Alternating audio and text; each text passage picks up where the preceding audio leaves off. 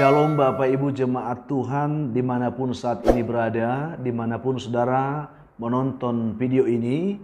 Selamat hari Minggu, selamat beribadah bagi kita hari ini. Saat ini kita hendak mendengarkan suara Tuhan.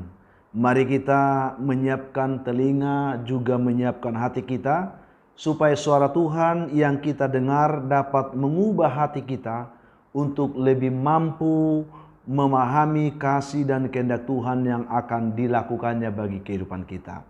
Sebelumnya mari kita merendahkan diri, kita berdoa. Kiranya damai sejahtera Allah yang melampaui segala akal, itulah yang memelihara hati dan pikiranmu sekalian dalam Kristus Yesus Tuhan kita. Amin. Saudaraku,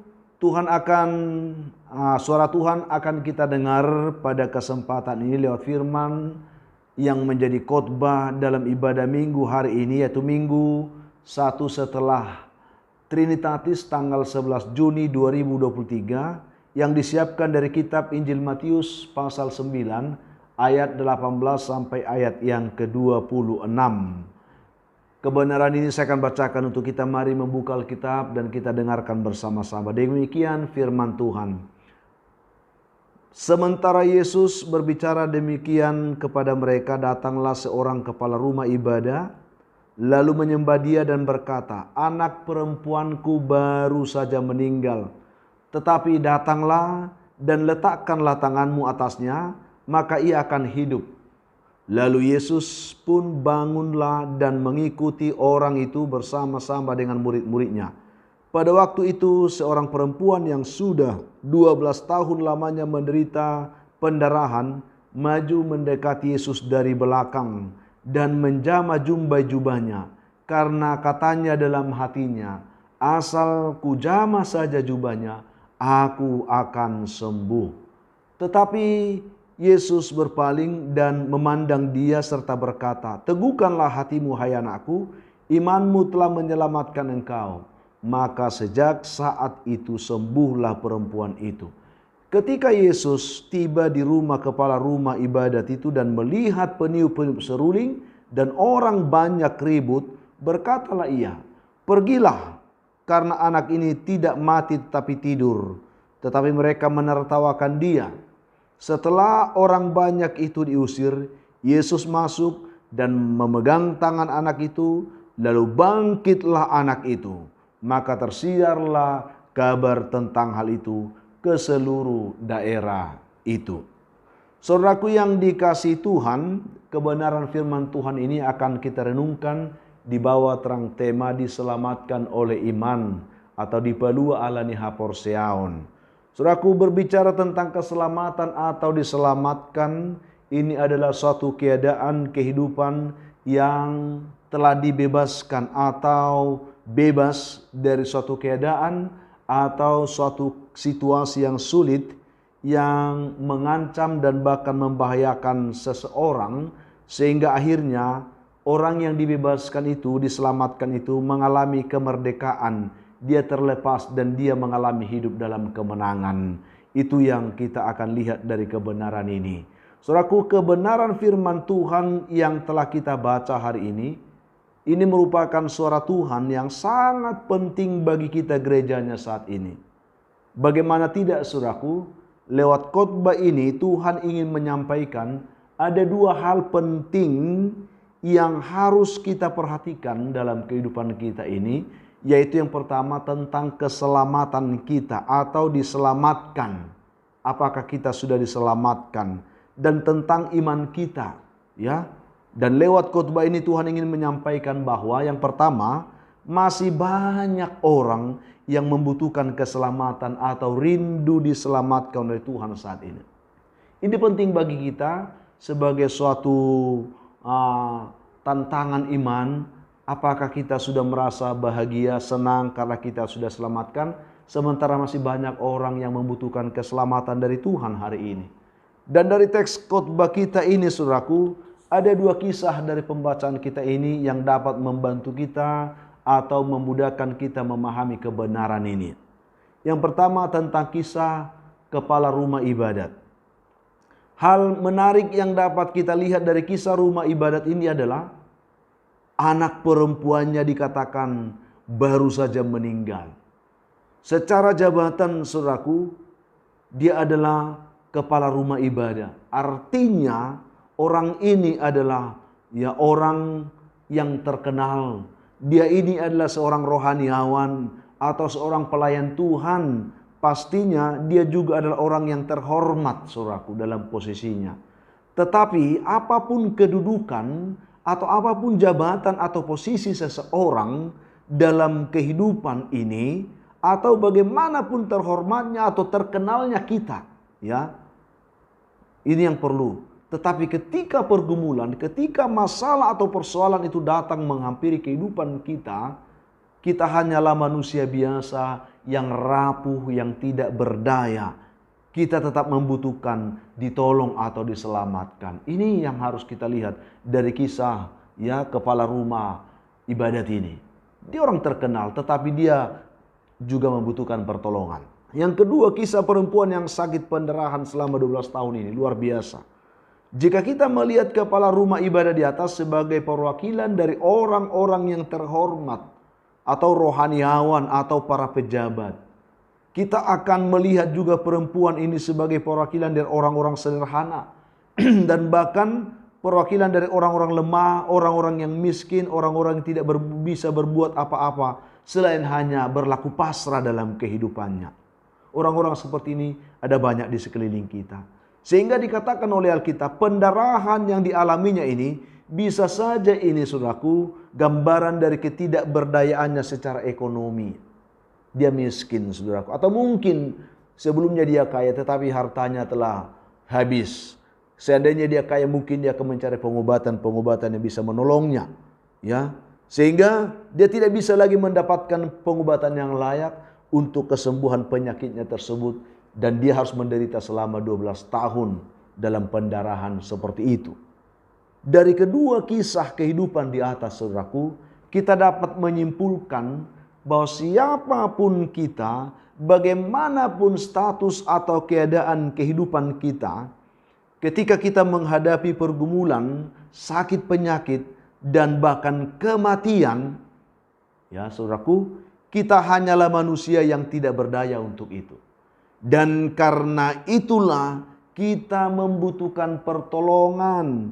Kita butuh diselamatkan, dilepaskan, dibebaskan. Kesadaran ini sangat penting untuk membantu kita menjadi pribadi yang selalu rendah hati, saudaraku. Yang selalu mau mengakui kehidupan, keadaan, kedaulatan hidup kita ini hanya ada di tangan Tuhan.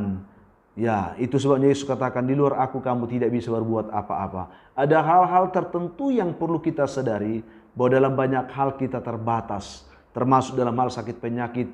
Terkadang kita perlu sadar bahwa dalam hal ini kita hanya membutuhkan pertolongan Tuhan. Itu yang pertama. Yang kedua, yang diajarkan, yang ingin disampaikan oleh Tuhan kepada kita lewat kebenaran ini adalah tentang pentingnya iman jika kita hendak ditolong atau diselamatkan oleh Tuhan. Kita belajar lagi, saudaraku. Hal menarik yang dapat kita pelajari dari kedua kisah di atas untuk dapat membangun iman kita adalah yang pertama, kesadaran bahwa tanpa Tuhan kita hanyalah manusia yang rapuh, yang tidak dapat menolong diri kita sendiri bisa keluar dari setiap persoalan kehidupan yang kita hadapi itu. Perlu kita sadar, kita terbatas, kita rapuh. Dan oleh karena itu kita membutuhkan pertolongan Tuhan. Dan oleh karena itu kita perlu beriman kepada Tuhan, saudaraku. Baik kepala rumah ibadat ini, maupun perempuan yang sudah sakit pendarahan selama 12 tahun ini, mereka telah membuktikan bahwa sebelum mereka datang kepada Tuhan, mereka tidak bisa berbuat apa-apa terhadap diri mereka sendiri. Mereka tidak bisa berbuat apa-apa terhadap masalah mereka sendiri. Mereka hanyalah manusia yang rapuh. Mereka hanyalah manusia yang tidak berdaya. Bukan saja karena perempuan ini miskin dan tidak punya apa-apa. Tetapi bagi kepala rumah ibadah yang mungkin memiliki kemampuan secara finansial pun, ketika kematian datang, ketika sakit penyakit dan kematian datang menghampirinya, dia menyaksikan putrinya sendiri meninggal dan dia tidak bisa berbuat apa-apa dengan keadaannya. Ini penting bagi kita. Ya, jika hendak ditolong oleh Tuhan, jika hendak diselamatkan oleh Tuhan, kita perlu beriman kepada Tuhan. Dan yang berikutnya, jangan pernah menyerah, tetapi datanglah kepada Tuhan dan berserahlah kepadanya. Ya, ini penting bagi kita juga. Hal penting yang dapat menolong kita adalah bagaimana kedua orang ini tidak kenal menyerah. Jangan menyerah, saudaraku. Dalam kerendahan hati tentunya mereka datang kepada Tuhan. Mereka berjumpa serta berbicara dengan Tuhan. Ya, ada apa yang mereka katakan ketika mereka datang kepada Tuhan itu merupakan bukti bahwa mereka beriman kepada Tuhan. Dan itu membuktikan bahwa mereka sangat mengharapkan pertolongan Tuhan. Mereka datang dengan kerendahan hati. Dan apa yang mereka katakan kepada Tuhan, itu menunjukkan bahwa mereka beriman kepada Tuhan. Kepala rumah ibadat itu, ketika ia datang kepada Tuhan, apa yang dilakukan? Ia dikatakan sujud menyembah di kaki Tuhan. Dan ia langsung berterus terang kepada Tuhan. Lalu ia menyatakan imannya. Dan dia mengundang Yesus datang menjamah masalahnya. Dia katakan, anakku perempuan baru saja meninggal. Tetapi datanglah dan letakkanlah tanganmu atasnya. Ini merupakan sebuah pernyataan iman. Maka anakku itu akan hidup. Ada sebuah pernyataan iman yang luar biasa yang diungkapkan oleh kepala rumah ibadat ini. Dan oleh karena itu dia layak ditolong oleh Tuhan. Dan ketika Tuhan mendengarkan apa yang dikatakan oleh kepala rumah ibadat itu, lalu Yesus pun bangunlah. Coba perhatikan saudaraku. Dan mengikut orang itu bersama-sama dengan murid-muridnya. Sebuah pernyataan iman yang menggerakkan hati Tuhan. Sebuah ungkapan iman yang bisa membangunkan Tuhan. Untuk bisa menolong. Untuk bisa menjamah. Untuk bisa melepaskan, menyelamatkan kita dari setiap persoalan hidup kita. Ini yang dilakukan oleh kepala rumah ibadat ini. Lalu apa yang dilakukan oleh perempuan yang sakit ini? Ya, perempuan yang sakit ini pun berbuat hal yang sama kalau kita perhatikan. Ketika ia datang kepada Tuhan, ia sujud menyembah sehingga ia bisa menjamah jubah Yesus. Dan dia menyatakan imannya. Dia berkata dalam hatinya, kita lihat di sini saudaraku, jika Tuhan dikatakan di sini saudaraku, kita lihat di sini pernyataan iman yang dikatakan oleh perempuan ini. Luar biasa kita lihat ini. Dia katakan seperti ini. Asal ku jamah saja jubahnya, aku akan sembuh. Ini sebuah pernyataan iman yang tulus dari hati perempuan ini. Asal ku jamah saja jubahnya. Dia datang dalam kerendahan hati. Dia sujud di kaki Tuhan. Dia benar-benar mengungkapkan imannya. Asal ku jamah saja ujung jubahnya, aku sembuh. Saudaraku yang dikasihi oleh Tuhan, apa yang terjadi setelah ini? Yesus melihat imannya, Saya hanya ingin kita hari ini belajar bagaimana kita benar-benar meletakkan hidup kita, meletakkan perkara kita ke tangan Tuhan di dalam iman kita. Karena orang beriman tidak pernah dikecewakan oleh Tuhan. Itu yang kedua. Jadi sikap seperti ini penting untuk kita bangun. Ketika kita datang kepada Tuhan itu, datang dalam kerendahan hati, datang dalam penyerahan yang tulus, dan datang dengan iman. Maka Tuhan akan merespon kita. Dan yang ketiga ini penting bagi kita. Yang ketiga, Tuhan ingin melihat iman kita sebelum Ia menolong kita. Dan ini yang dilakukan oleh kedua orang ini.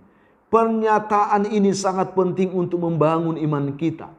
Ketika Yesus melihat iman kepala rumah ibadah itu, Yesus langsung merespon, dikatakan, lalu Yesus pun bangun dan mengikut orang itu.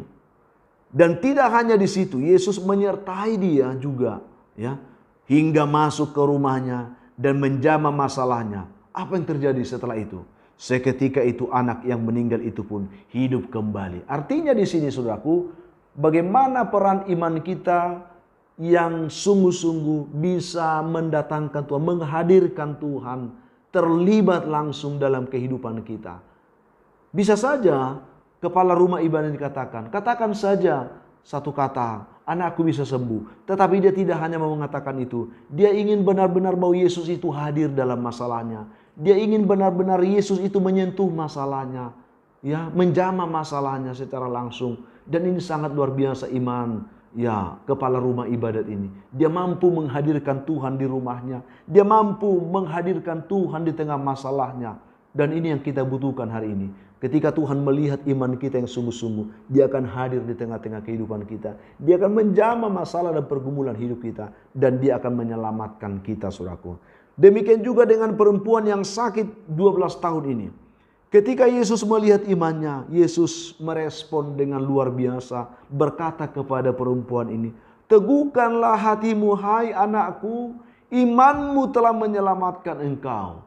Dan ini merupakan sebuah pernyataan surga yang luar biasa, yang bisa menggerakkan kuasa Allah, mengubah kehidupan perempuan yang penyakitan ini menjadi sembuh seketika. Ada kuasa Allah yang mengalir pada diri orang-orang beriman ketika kita mengimani Tuhan dalam setiap perkara hidup kita. Maka apapun yang terjadi, imanilah Tuhan bahwa Tuhan sanggup melakukan apapun bagi kita ketika kita benar-benar beriman kepadanya. Maka Alkitab mencatat, sejak saat itu sembuhlah perempuan itu. Saudaraku yang dikasihi oleh Tuhan Yesus Kristus, ini menjadi sebuah peneguh iman bagi kita hari ini. Saya tidak tahu seperti apa hidup kita saat ini, ya. Saya ya tidak tahu bagaimana kehidupan saudara saat ini. Dan saya juga tidak tahu apa persoalan hidup yang membelenggu kehidupan saudara sekarang. Tetapi lewat kebenaran firman Tuhan ini saya ingin menyampaikan kepadamu, kepada saudara yang menonton video ini, apapun masalahmu, seberat apapun, sesulit apapun, jangan engkau menyerah, ya. Tetapi datanglah kepada Tuhan, berserulah kepada Tuhan, nyatakanlah imanmu dengan benar kepada Tuhan. Ini saudaraku yang kita harus lihat. Lalu undang Tuhan itu turut, ya, serta dalam persoalan kehidupanmu. Izinkan Dia hadir dalam hidupmu, biar Dia melakukan apa yang Dia mau untuk kehidupanmu lewat perkara itu. Maka kita akan melihat Tuhan akan bekerja dalam hidup kita. Tuhan akan mengubah hidup kita. Tuhan akan menyelamatkan kita. Tuhan akan membebaskan kita. Tuhan akan melepaskan saudara dari setiap perkara hidup saudara. Tentu ini bukan perkara ringan memang. Tetapi sebuah perjuangan iman yang harus kita ya gumuli hari demi hari. Bagaimana dalam perjalanan hidup ini. Ketika kita diperhadapkan dengan segala perkara-perkara yang sulit. Mari saudaraku, jangan tinggal diam dalam perkara hidupmu itu. Tetapi bergeraklah, majulah, datanglah kepada Tuhan. Ya, yakini bahwa ketika engkau datang kepada Tuhan, Tuhan akan merespon engkau ketika engkau datang dengan iman yang benar kepadanya. Jika anak perempuan kepala rumah ibadah yang meninggal ini dapat dihidupkan oleh Tuhan Yesus, diselamatkan, ya. Jika penyakit pendarahan yang sudah diderita perempuan ini selama 12 tahun itu dapat disembuhkan oleh Tuhan Yesus. Saudaraku, adakah yang mustahil bagi Allah bagimu hari ini? Yakinlah saudaraku bahwa ya Dia Tuhan yang tidak pernah berubah kuasanya, yang tidak pernah berubah kasihnya itu juga dapat menolong kehidupan saudara saat ini. Dapat menolong saudara. Yakinkanlah diri saudara. Karena itu, percayalah kepada Tuhan. Milikilah iman yang benar kepada Tuhan. Maka undang Tuhan datang dalam hidupmu. Undang Tuhan campur tangan dalam perkara kehidupanmu. Maka Tuhan akan datang, akan hadir, akan mengulurkan tangannya, akan membuat pengakuan surga atas dirimu. Engkau sembuh, engkau ditolong, engkau akan diangkat kembali dari kehidupanmu. Engkau akan dihidupkan, saudaraku. Maka Tuhan akan menyelamatkan engkau juga. Ya, dan akan selalu memberkati kehidupanmu sehingga engkau tetap hidup dalam sukacita, dan itulah keinginan Tuhan dalam hidup kita. Bersukacitalah senantiasa dan mengucap syukur dalam segala hal. Karena itu pasti dikehendaki Tuhan dari hidup saudara hari ini. Demikian yang bisa saya bagikan untuk saudara dalam minggu hari ini. Kiranya khotbah minggu 1 setelah Trinitatis ini dapat membangkitkan kembali iman percaya kita kepada Allah kita yang hidup, Allah yang kita yang berkuasa, Allah kita yang dapat melakukan segala perkara-perkara luar biasa. Yang terpenting adalah kita datang kepada Tuhan, kita menyerahkan perkara kita kepada Tuhan, kita beriman bahwa ketika Tuhan hadir dalam hidup kita, Dia akan menjamah, menolong, melepaskan, membebaskan, dan menyelamatkan kita. Tuhan Yesus kiranya memberkati saudara dengan renungan ini. Selamat hari Minggu bagi kita semuanya. Kita berdoa. Tuhan, terima kasih firman yang boleh kami terima di minggu hari ini. Kiranya ini menjadi peneguh iman kami untuk bangkit kembali, melihat Tuhan dan mengharapkan Tuhan, beriman kepada Tuhan, maka kuasa-Mu akan mengalir dalam hidup kami. Terlebih di tengah-tengah kehidupan yang sulit dengan persoalan hidup kami yang berat, izinkan kami boleh datang pagi ini. Tuhan Yesus, biar setiap anak-anak-Mu yang datang hari ini dalam kelemahannya, Tuhan pulihkan mereka. Yang dalam sakit penyakitnya, Tuhan sembuhkan mereka. Yang dalam perkara-perkara hidup yang lain, Tuhan tolong mereka. Biarlah kiranya setiap kami boleh mengalami sukacita karena Tuhan telah memberkati kami. Terlebih Tuhan, kami mengundang Tuhan selalu hadir dalam hidup kami. Sertai kami Tuhan, ulurkan tangan-Mu untuk menguatkan, meneguhkan iman kami. Supaya kami percaya bahwa bersama dengan Tuhan kami lebih daripada pemenang. Dalam Kristus Yesus Tuhan kami mengucap syukur. Amin. Demikian saudaraku firman Tuhan yang bisa kami bagikan untuk menyegarkan iman kita di minggu hari ini. Selamat beribadah, selamat melayani. Tuhan Yesus memberkati saudara hari ini. Shalom.